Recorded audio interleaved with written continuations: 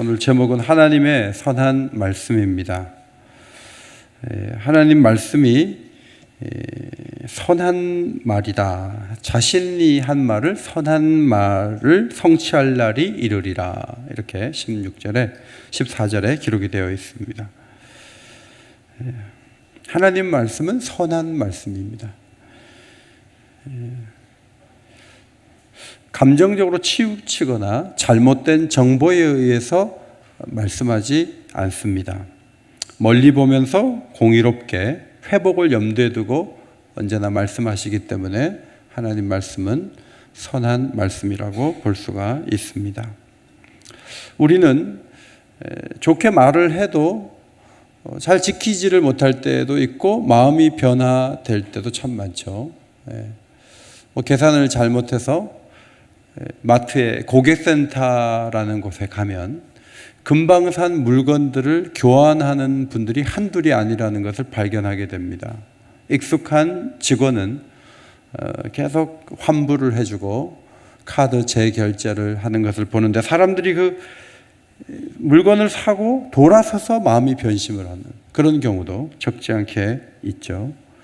물건이면 다행인데 부동산 같이 값 나가고 비중 있는 것도 때로는 마음이 확 바뀌기도 하고 어떤 한 인격에 대해서 너무 좋던 감정이 다른 감정으로 들어가서 관계가 멀어지는 경우도 우리에게는 적지 않게 일어나지만 하나님은 끝까지 선한 마음으로 자신의 계획을 이루어 가시기 때문에 그분은 항상 선한 말씀을 하셨다. 이렇게 볼 수가 있는 것입니다.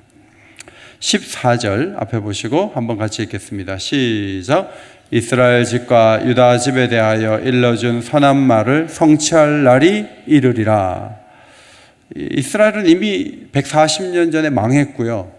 이제 유다 집이 유다 나라도 망하기 직전의 상황에서 하나님은 이 남유다와 북이스라엘을 언급하면서 내가 일러준 선한 말을 성취할 날이 오게 될 것이다. 예레미야 선지자는 유다 왕 여호아하스가 이집트로 끌려가는 모습을 봤고 여호야긴 왕이 바벨론으로 끌려가는 모습을 봤어요. 다윗 왕조도 무너질 것 같고 오래전에 무너진 이스라엘 집도 회복이 불가능해 보이지만 하나님이 그 나라들에 대해서 하신 말씀이 성취할 날이 온다. 여러분, 성취할 날이 바로 오지 않는 것을 우리가 알지 않습니까? 성취할 때가 멀게 놓여져 있어요. 그런데 하나님이 미리 선한 말씀을 계속 주시는 겁니다.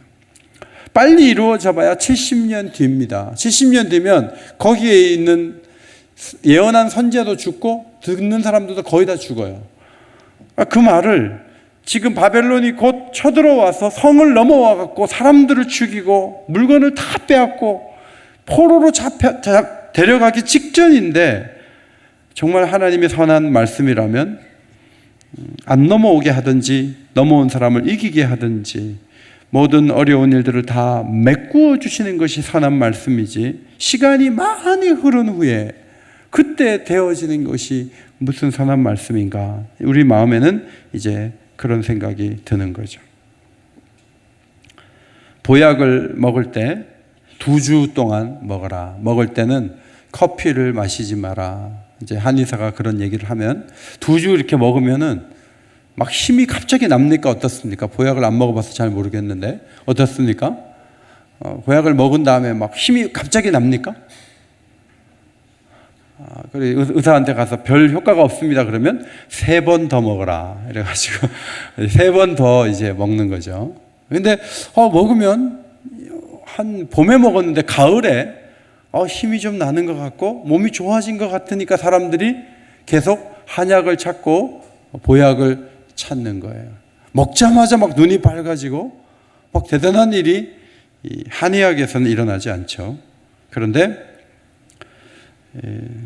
하나님 말씀도 오랜 시간이 흐른 후에 이루어져요. 인스턴트 식품 같지 않습니다.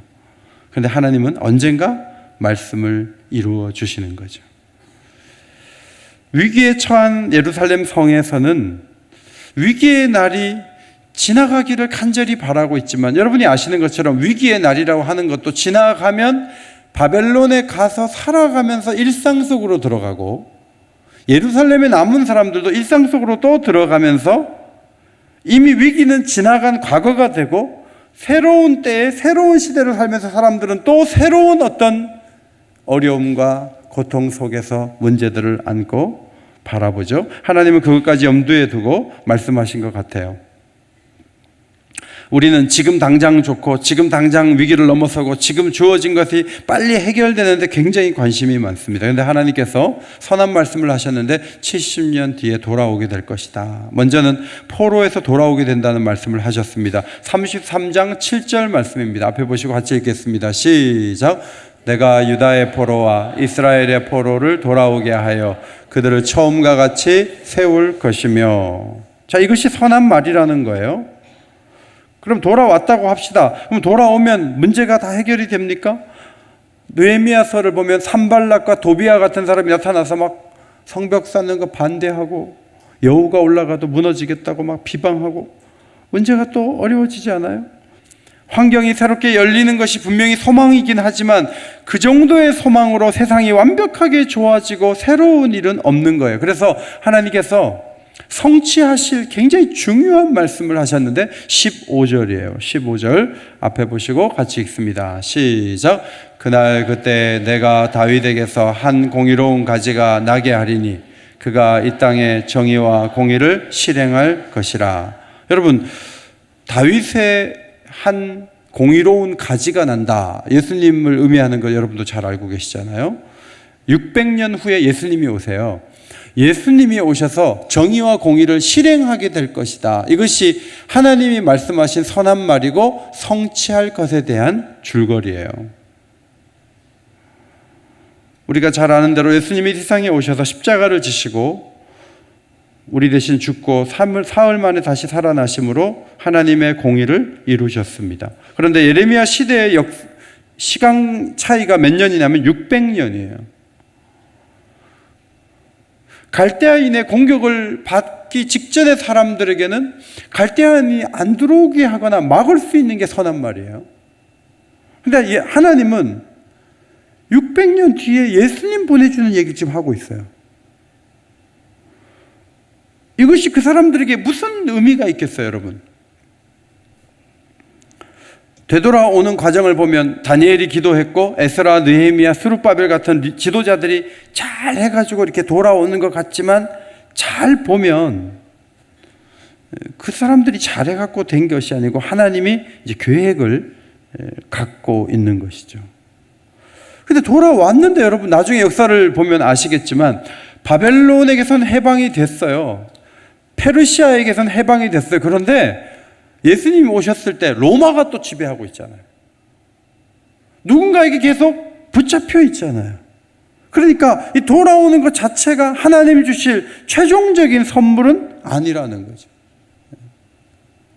제가 오늘 서랍에서 이렇게 보니까 저희 집 서랍에 15년 전에 썼던 샤프 전자사전 케이스가 있더라고요. 전자사전은 어디 갔는지 없고 케이스가 보관이 되어 있어요. 샤프 전자사전은 15년 전에 학생들에게는 굉장히 좋은 사전이었어요.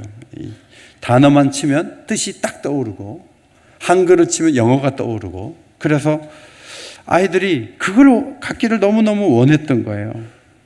그래서 어떤 애는 막 기도를 했을 거예요. 하나님, 전자사전 하나 주세요. 그런데 놀랍게도 얘기도 안 했는데 삼촌이 전자사전을 사갖고 온 거예요. 그러니까 막 기도 응답 받았다고 너무너무 좋아했어요. 하나님 내 기도 들어줬다고 막 너무너무 좋아했어요. 뭐 때문에? 전자사전 때문에. 그런데 지금은 15년이 지난 지금은 학생들이 전자사전 달라고 기도해요, 안 해요? 안 해요. 모르는 단어 있으면 어떻게 해요? 네이버에게 물어봐요. 그러면 다 알려줘요. 중국어도 알려주고 베트남 말도 알려줘요. 이제는 옛날에 그렇게 원했던 기도 제목이 지금의 시대의 학생들에게는 아무 소용이 없는 것이 됐어요. 여러분, 잘 보면 기도 제목이라는 게 시간의 제약을 받는다는 것을 알 수 있어요. 과거에는 그게 너무 중요한 문제였고 굉장히 큰 기도 제목이었고 그것을 가지고 하나님이 있느니 없느니 하는 그런 상황까지도 얘기할 정도의 굉장히 중대한 문제예요. 그런데 시간이 흐르고 나면요, 그게 그렇게 중요한 문제가 아닌 것이 되는 거예요. 일제에서 해방되어 1945년 자유를 얻었어요. 5년 후에 6.25 전쟁이 있었어요. 오늘날 많은 사람들은 외국에 의한 지배는 받지 않고 있지만 공중의 권세 잡은 자 마귀가 쳐놓은 그물에 걸려가지고 욕심에 자신을 내어주고 교만하게 되고 엉뚱한 길로 걸어가게 되므로 또 다른 지배를 받고 있는 것을 우리는 보게 됩니다. 그러므로 일본으로부터 해방되는 것은 하나님의 축복인 것은 사실이지만 그것이 우리의 모든 문제를 해결하는 것은 아니라는 거예요. 하나님은 우리에게 선물을 주실 때 당장 불을 끌 수 있는 몇몇 가지만을 주심으로 자신의 능력을 드러내기를 원치 않으십니다. 하나님은 영원한 시간 속에서 모두가 누릴 수 있는 축복을 보여주기를 원하셨어요. 세월이 아무리 흘러도 변함없이 우리가 의지하고 값진 선물이라고 받아들일 만한 선물이 필요한데 그것이 바로 다윗의 정의로운 가지에서 예수님이 오시는 거예요. 예수님이 오셔서 이 땅에서 정의와 공의를 실행함으로 세상을 달라지게 만드는 것, 이것이 하나님의 깊은 구상이었습니다. 예레미야는 지금 시위대 뜰에 갇혀 있습니다. 머지않아 갈대아인의 공격이 시작될 것입니다. 그런데 하나님은 다윗에게서 한 공의로운 가지가 나게 하신다는 거예요.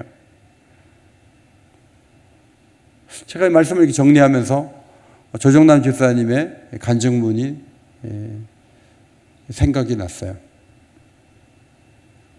예레미야가 풀려나는 게 좋은 선물이고 갈대아인이 물러가는 것이 중요한 선물이에요. 그러나 그런 선물은 그 시대 사람들만을 위한 거예요. 그리고 그건 지나가면 더 이상 선물이 아닌 거예요. 또 다른 선물을 또 구하게 돼 있어요. 그런데 예수님의 오심은 이 시대를 살아가는, 아니 모든 시대를 살아가는 사람들에게 선물이 되고 열쇠가 된다는 거예요. 이것이 하나님의 입장이에요. 예레미야 시대 사람들은 상당수가 바벨론으로 잡혀가고 어려움을 겪었습니다. 그런데 그들은 나라가 회복될 것이라는 예레미야의 그 이야기를 붙잡고 기도하고 결국은 돌아올 수가 있었습니다. 600년 후 하나님의 계획은 그리스도 안에서 성취되었는데 예레미야 시대의 사람들도 어떻게 구원을 받았는가 하면 사실은 600년 후에 오실 다윗의 정의로운 가지에서 나실 한 분을 통해서 구원을 받게 되었습니다. 2000년이 지난 우리들조차도 2000년의 간격이 있음에도 불구하고 우리가 오늘 구원받고 우리가 하나님 앞에 설 수 있고 우리가 죄를 씻을 수 있는 것은 다윗의 정의로운 가지에서 오신 그 한 분이 정의를 이 땅에 오셔서 십자가에서 실현하셨기 때문에 우리가 구원을 받을 수 있다는 것이죠. 예수님의 오심이 나의 상황과 우리 시대의 문제를 해결하는 데 직결된다는 말씀이에요. 하나님을 내가 사랑하지만 우리는 하나님 사랑을 내가 지름길로 가거나 노력한 것에 비해 더 많은 소득을 얻거나 가만히 있어도 기분이 좋거나 여기다가 하나님의 선함을 걸어 놓으려고 하는 태도가 너무 강합니다. 근데 그것은 어쩌면 우상 숭배일 수도 있어요. 로또에 당첨된 일이 한 번도 없고 오늘도 힘겨운 일이 계속된다고 하더라도 나는 가장 큰 선물을 받았다. 왜냐하면 하나님이 다윗의 가지에서 예수님을 오게 하신다고 하셨는데 그 약속을 성취하심으로 내가 구원을 받았기 때문에 우리의 감사의 가장 중심에 누가 계셔야 되냐면 예수님이 계셔야 돼요. 거기에 내가 있거나 거기에 내 명예가 있거나 우리 가족들이 있거나 내 사업이 있거나 그러면 안 된다는 거예요. 물론 그것도 중요한 것이지만 우리의 감사에, 우리의 구원에, 우리의 생명에 가장 중심이 되시는 분은 예수님이신 것을 믿으시기 바랍니다. 예수님이 중요하다는 거예요.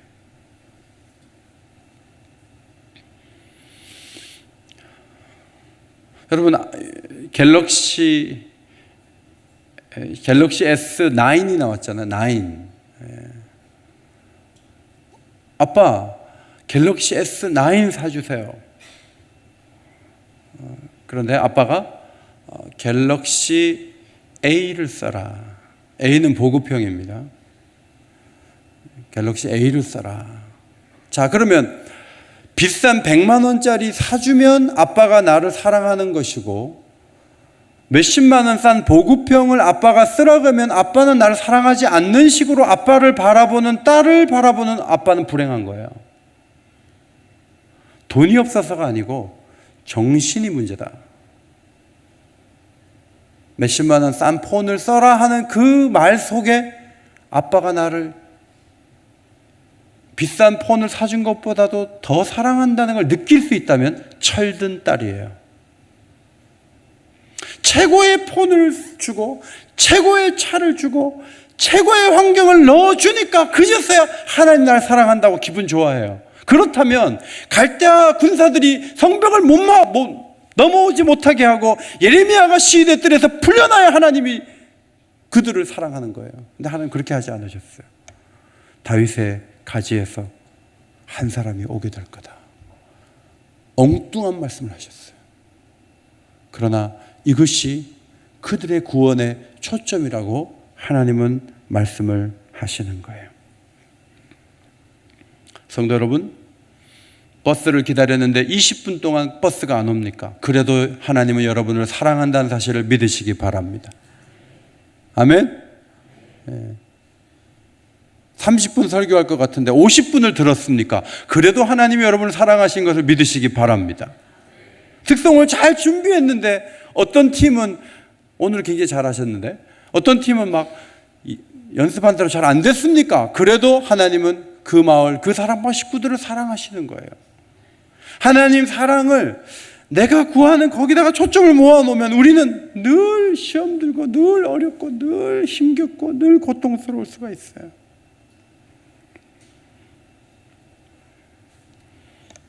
교인들 가운데는 병들어서 죽어가는 분이 계세요. 밤에 계속 소리를 내서 한숨도 못 자고. 그럼 목사가 가서 하나님이 사랑하시니까 고쳐줘야 될 거 아니에요. 무슨 말을 해요? 연세도 많지 않은데 무슨 말을 하냐고요. 그 사람이 거기서 살아나면 하나님이 사랑하는 것이고 그냥 이대로 돌아가시면 그 사람은 저주받은 사람이라고 가정한다면 우리의 신앙은 어두움을 극복하기 어려워요. 곧 갈대아의 군사들이 성을 넘어올 지경에 하나님이 꺼내신 다윗의 정의로운 가지에서 한 사람이 오게 될 것이다. 이것이 너희와 2000년 후 대한민국의 모든 교회와 모든 세대에게 줄 수 있는 나의 가장 귀한 선물이라는 이 한 가지 메시지를 믿음으로 강하게 받으시기를 주의 이름으로 축원합니다. 17절, 18절에서는 이스라엘 집의 왕과 제사장이 끊어지지 않는다는 약속이 기록되어 있습니다. 왕이 끊어지지 않는다는 말은 사무엘하 7장을 배경으로 한 것인데 우리 앞에 보시고 사무엘하 7장 12절, 13절, 16절 석절을 앞에 보시고 읽겠습니다. 시작. 내가 내 몸에서 내 씨를 내 뒤에 세워 그의 나라를 견고하게 하리라. 그는 내 이름을 위하여 집을 건축할 것이요 나는 그의 나라 왕위를 영원히 견고하게 하리라.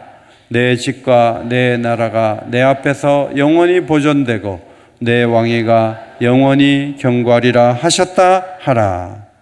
다윗이 자신은 왕궁에 사는데 하나님의 교회는 텐트 속에 있는 게 가슴 아파가지고 하나님의 교회가 들어갈 집을 지어드리겠다. 그러니까 하나님께서 너무 감동하셔가지고 너희 집안을 내가 영원히 왕위를 영원히 견고하게 해주겠다 그러셨어요. 근데 여러분 포로로 잡혀갈 때 시드기야 왕이 마지막 왕이거든요. 그리고 이제 왕이 없어져 버려요. 왕이 아무도 없어요. 그러면 하나님께서 왕위를 견고하게 하겠다 해놓고 실패한 것이 되지만 신학적으로는 그 왕을 예수님과 연결시키셔서 이 말씀을 성취하시죠. 여러분이 잘 아시는 대로 예수님은 왕의 대접을 받지 못했지만 딱 한 번 왕의 대접을 받은 적이 있는데 마태복음 21장 8절 이하의 말씀이에요. 예루살렘에 올라갈 때 사람들이 승리의 장군, 승리의 왕이 올 때 대해주는 대접을 한 적이 있어요. 겉옷을 길에, 자기가 입던 옷을 길에게 펴고 자기의 그 옷을 밟고 지나가도록 나뭇가지를 베어서 길에 펴면서 맨 땅을 가지 않도록 무리가 모여서 호산나 다윗의 자손이여, 찬송하리로다 다윗의 자손이여, 주의 이름으로 오시는 이여, 가장 높은 곳에서 호산나. 이 왕을 맞이하는 퍼포먼스를 예수님은 수용하셨던 거죠.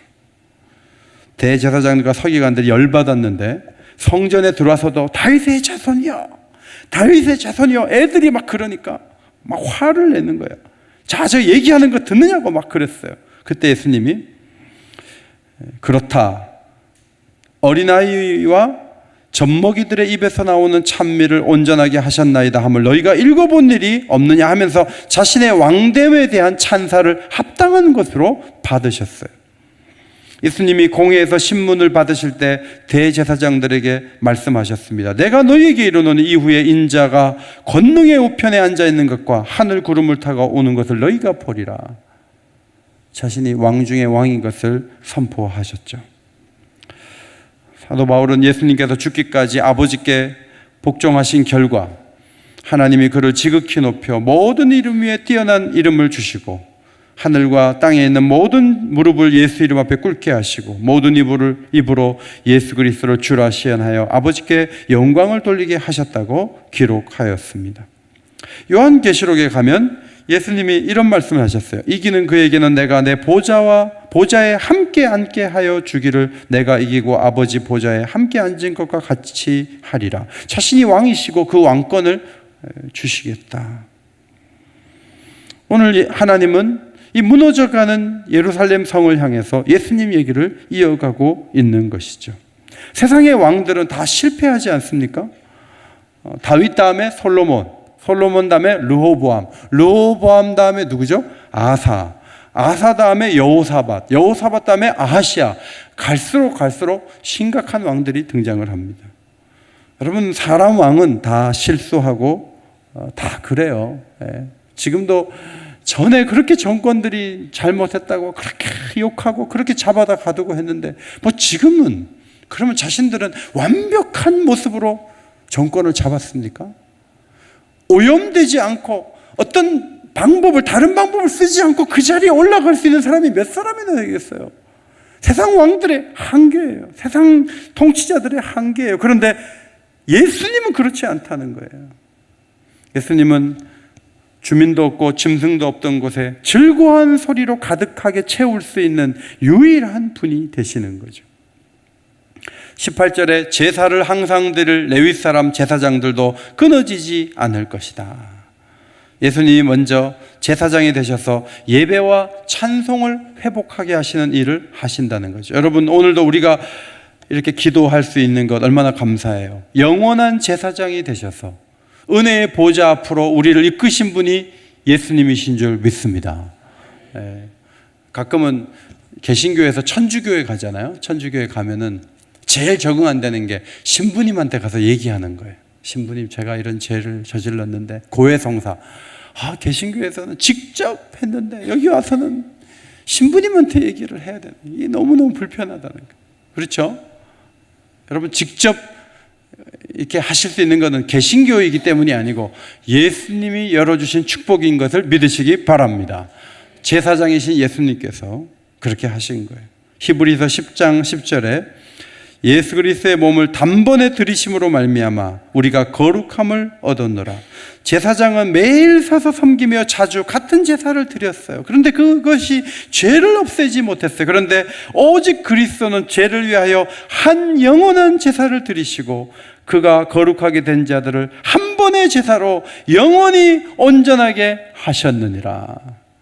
예수님이 단번에 십자가에서 죽으심으로 온전한 제사를 드리셨어요. 그래서 우리는 두 가지 직분을 동시에 갖고 있죠. 따라합시다. 왕 같은 제사장. 오늘 우리 하나님께서 이제 그 얘기를 해주시는 거예요. 우리를 왕 같은 제사장을 삼으시려고 예수님을 보내실 그 계획에 대해서 말씀을 하시는 거죠.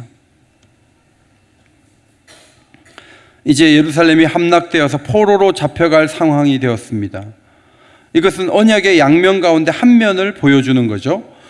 지키면 복이 되고 안 지키면 저주를 받는데 저주를 받아요. 근데 저주를 받는 게 끝이 아니에요. 징계를 받지만 치유하시고 회복시키실 계획을 하나님은 갖고 계시면서 끝까지 사랑하시겠다. 그 말씀을 오늘 본문 가운데 하고 계시는 거예요. 저는 은혜가 됐던 말씀이 22절이에요. 22절 앞에 보시고 같이 한번 읽겠습니다. 22절 시작. 내 종 다윗의 자손과 나를 섬기는 레위인을 번성하게 하리라. 예수 그리스도의 통치를 받고 예배가 회복되는 레위인들, 이 성도들을 하나님이 뭐하게 하겠다? 번성하게 하겠다. 우리가 잘해가지고 우리의 힘으로 뭔가 잘 되는 면도 있지만요, 우리는 하나님이 복 주시려고 부른 사람들이에요. 믿으시기 바랍니다. 따라합시다. 안 되는 게 기적입니다. 되는 게 정상이에요. 근데 안 될 때는 또 뭔가 고난의 신비로운 목적이 있고 이유가 있지만, 하늘의 생명력이 우리를 떠받치고 있고 복음이 우리에게 왔기 때문에 하나님께서는 예수님을 보내어서 우리로 하여금 온전한 예배자가 되어서 번성하게 하시겠다는 거예요. 사도행전에 예루살렘 성에 모였던 그 성도들이 큰 부흥을 이뤘잖아요. 그 사도들이 잘해갖고 그렇게 된 것도 있어요. 베드로가 너무 설교를 잘해서 3,000명이 돌아온 면도 있지만요, 구약에서 말씀하기를, 예레미야서에서 말씀하기를 예배자들을 번성하게 하시겠다는 하나님의 축복이 임했기 때문에 예루살렘 교회가 부흥을 한 거예요. 한국에 이렇게 많은 교회들이 있는 것도 과거의 성도들이 기도하고 열심히 했기 때문에 잘된 면도 있지만, 하나님이 예배하는 땅을, 그 백성을 복 주시려고 하기 때문에 잘 되었다는 것을 믿으시기 바랍니다. 마귀가 이렇게 여러분을 설득할 수 있어요. 네가 하나님을 섬기지만 미래는 우울하고 어두워. 왜냐하면 너는 실력도 없고 너는 금전도 없고 너는 완전하지도 않기 때문에 미래가 그게 좋다고 말할 수 없어. 이렇게 마귀가 말할지 모르지만, 여러분, 하나님은 내 백성을 번성하게 하겠다고 작정하신 그 뜻을 반드시 이룰 것을 믿으시기 바랍니다. 믿으셔야 돼요. 오늘도 제가 포도원 마을 찬양을 들으면서 이 마을 이 부분에서 뭐 세 사랑방, 네 사랑방에서 뭐 한 번 특송 제대로 할 만한 숫자가 되겠나, 또 하면 얼마나 잘하겠나. 그런데 오늘 굉장히 잘하셨죠. 대회였으면 1등이었어요. 정말 잘하셨어요. 포도원 마을에 부흥이 일어나게 될 것을 믿습니다. 하나님 주의 이름으로 뭔가 모여가지고 우리가 죄를 자꾸 섞어놓고 교만을 뿌려가지고 문제가 되는 것이지, 예수의 이름으로 정상적으로 기도하고 예배하고 이렇게 잘 가면요, 결국은 번성하고 하나님의 은혜 속에서 하나님의 그 특징들이 우리의 인격과 모임 속에 드러나는 것이 정상 아니에요. 하나님 그렇게 해주실 것을 바라보시기를 바랍니다. 나라가 망하기 직전에 예수 얘기를 왜 꺼내시지? 600년 후에 오실 분에 대한 얘기가 그 시대 사람들에게 무슨 도움이 되겠어? 이런 생각을 하실 수 있지만, 영원의 관점에서 보면 가장 값진 말씀을 하고 계신 거예요. 여러분에게 혹시 하나님이 응답을 미루시고 계시거나 오늘 말씀하신 대로 침묵하고 계실 때, 그러나 침묵하는 중에 십자가를 더 선명하게 보게 되시기를 바랍니다. 나중에 언제가 우리도 다 세상 떠날 거 아니에요? 그러면 입원실에 앉아서 이제 며칠 안 남은 날을 살아갈 때 막 일을 갈 거예요? 날 이렇게 할 거야. 내가 지금 89세인데 난 100살까지 살아야 돼요. 정말 너무하시네? 이러면서 하나님 보고 막 눈을 아래로 위로 치켜뜨면서 그러실 거예요? 89세 살았으면 됐잖아요. 며칠 동안, 3일 동안 이제 숨을 몰아쉬고 있어요. 어떻게 하실 거예요? 다윗의 정의로운 가지에서 아들을 주신 주님을 마지막 날에 찬송하게 되시기를 바랍니다. 그게 신앙 아니에요? 그게 신앙이에요.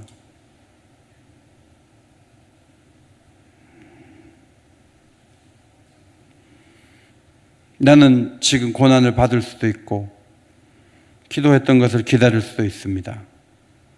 그러나 주님을 보내주시고 완전한 통치 아래 두시고 예배드릴 수 있게 하신 그 은혜로 인해서 오늘을 버팁니다. 주님 제게 힘을 주십시오. 그렇게 하나님을 찬양하게 되시기를 바랍니다. 마지막으로 베드로후서 3장 18절을 앞에 보시고 큰 소리로 읽겠습니다. 시작. 오직 우리 주 곧 구주 예수 그리스도의 은혜와 그를 아는 지식에서 자라가라.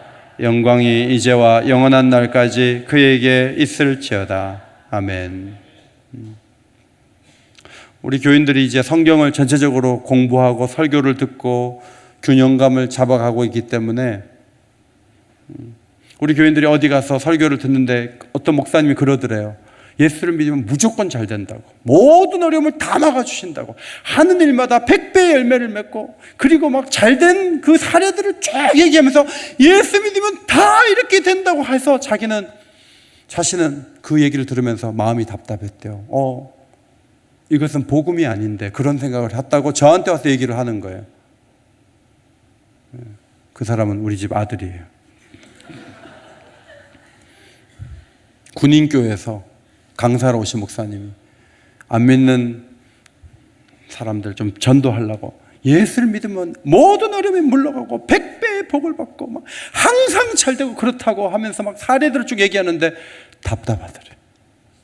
그렇게 복음을 설명하면 안 되는데, 그리스도인들도 고난이 있고 아픔이 있는데 너무 일방적이지 않는가. 가장 밝고 가장 아름다운 초점에 예수님을 모시기를 바랍니다. 베드로후서 마지막 장 마지막 절 말씀이죠. 앞에 보시고 마지막으로 큰 소리로 읽겠습니다. 시작. 오직 우리 주 곧 구주 예수 그리스도의 은혜와 그를 아는 지식에서 자라가라. 영광이 이제와 영원한 날까지 그에게 있을지어다. 예수의 은혜와 그를 아는 지식에서 자라가시기를 바랍니다. 영광은 오직 예수 그리스도께. 그래서 오늘 기도하는 그 마지막은요, 주님을 바라보고 주님께 영광을 올려드리는 게 최종적인 기도의 단계예요. 제가 기도 응답 받을 부분들이 있고 하나님 그걸 능히 주실 수 있는데 가장 적절하게 주실 거예요. 그걸 믿음으로 바라보시고 번성하게 하신다고 했으니까 거기에 근거해서 찾고 또 찾아요. 그러나 그 위에 예수님이 오신 사건이 있고 주님이 다시 오실 미래가 있고 천국의 약속이 있고 성령의 부어주시는 축복이 있는 거예요. 그것을 항상 마음에 염두에 두고 기도에 승리하게 되시기를 주의 이름으로 축원합니다.